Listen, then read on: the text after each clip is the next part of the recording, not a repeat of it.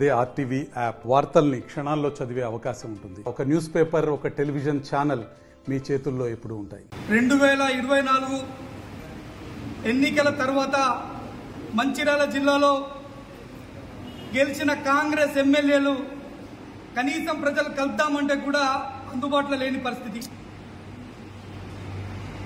ఎవరైతే ఎమ్మెల్యే గెలిచిందో ఈ ప్రజలు, మంచిర్యాల నియోజకవర్గ ప్రజలు, బెల్లంపల్లి ప్రజలు, చెన్నూరు ప్రజలు, ఈ నియోజకవర్గం సంబంధించిన ప్రజలు ఓట్లేసి గెలిచిన ఎమ్మెల్యేలు ఇప్పుడు మినిస్టర్ అవ్వాలని చెప్పేసి పోటీ పడుతున్నారు.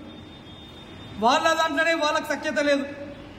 నువ్వు రావద్దు అని నువ్వు రావద్దని నువ్వు, నేనే మినిస్టర్ కావాలని ఒక ఎమ్మెల్యే, నేనే మినిస్టర్ కావాలని ఒక ఎమ్మెల్యే, ఈ విధంగా పోటీ పడుతున్నారు తప్ప నియోజకవర్గ అభివృద్ధి విషయంలో కానీ, జిల్లా అభివృద్ధి విషయంలో కానీ ఏ మాత్రం చిత్తశుద్ధి లేదు.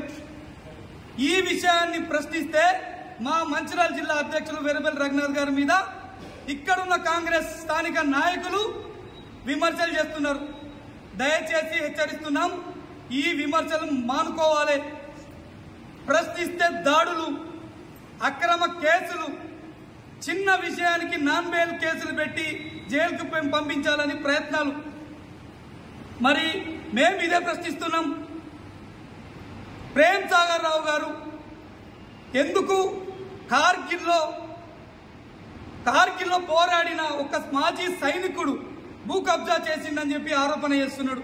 దానికి ప్రేమ్ సాగర్ రావు ఖచ్చితంగా ఈ ప్రజలకి సమాధానం చెప్పాలి. మరి బెల్లంపల్లి ఎమ్మెల్యే ఇల్లు కట్టుకుంటాను, బెల్లంపల్లిలో ఉంటానని వినోద్ గారు హామీ ఇవ్వడం జరిగింది. ఇప్పటి వరకు బెల్లంపల్లిలో కనిపించింది లేదు, ప్రజలకు అందుబాటులో ఉన్నది లేదు. మరి చెన్నూరు ఎమ్మెల్యే వివేక్ వెంకటస్వామి 40,000 ఉద్యోగాలు ఇస్తాను హామీ ఇచ్చిండు. అంటే ఇంటికో ఉద్యోగం సుమారు. మరి కనీసం దానికి సంబంధించి ఎలా ఇస్తాడు, ఎప్పుడు ఇస్తాడు, దాని మీద వివరణ లేదు, స్పందన లేదు.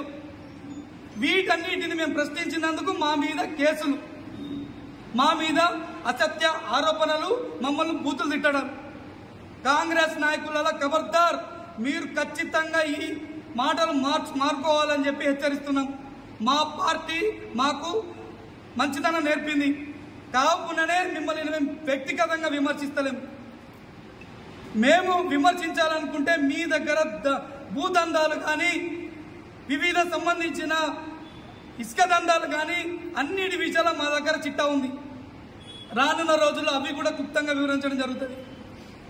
హెచ్చరించి చెప్తున్నాం, కేవలం నియోజకవర్గంలో కానీ, జిల్లాలో కానీ అభివృద్ధి విషయాలను మాట్లాడవలసిందిగా మేము కోరుతున్నాం. కొందరు కాంగ్రెస్ నాయకులు మాట్లాడుతూ జ్యోతిబా ఫులే కాలేజ్ గురించి, ఇది అడ్మిషన్స్ లేక నిర్మల్లోకి వెళ్ళింది, ఇది తిరిగి మళ్ళీ మంచిర్యాలకి నెక్స్ట్ అకాడమీకి వస్తుందని చెప్పి అంటున్నారు. మరి మేము అడుగుతున్నాం, మంచిర్యాల శాంక్షన్ అయిన తర్వాత మీరు ఎందుకు కళాశాల భవన్ చూపించలేదు, బిల్డింగ్ ఎందుకు చూపించలేదు? మీరు కళాశాల భవన్ చూపిస్తే ఖచ్చితంగా అది మంచిర్యాలలో ఉండేది. అంటే ఈసారి అడ్మిషన్ అవ్వట్లేదు అని చెప్పేసి నిర్మల్కి, మరి వచ్చే సంవత్సరం కూడా అడ్మిషన్ కాకపోతే మళ్ళీ ఎక్కడికి? దయచేసి చిత్తశుద్ధితో మాట్లాడవలసిందిగా కోరుతున్నాం. ఇంకొక నాయకురాలు మాట్లాడతారు, కాంగ్రెస్ నాయకులు. ప్రేమ్ సాగర్ రావు గారి సేవలట ఉమ్మడి ఆదిలాబాద్ జిల్లాకు ఉన్నాయంట. మరి మంచిర్యాల జిల్లా నియోజకవర్గాల ఓట్లేసి ఎందుకు గెలిపించినట్టు? మరి మంచిర్యాల నియోజకవర్గ ప్రజల గురించి ఏం ఆలోచిస్తున్నట్టు? సమాధానం చెప్పి తీరాలి. ప్రతిపక్షంలో ఉన్న పార్టీలు ఖచ్చితంగా ప్రశ్నిస్తాయి. ప్రశ్నించినప్పుడు సమాధానం చెప్పాలి. అభివృద్ధి లక్ష్యంగా పనిచేయాలి. అందుకే మిమ్మల్ని ప్రజలు గెలిపించాలని ఈ సందర్భంగా మళ్ళీ ఒక్కసారి 3 ఎమ్మెల్యేలకు గుర్తు చేస్తున్నాం.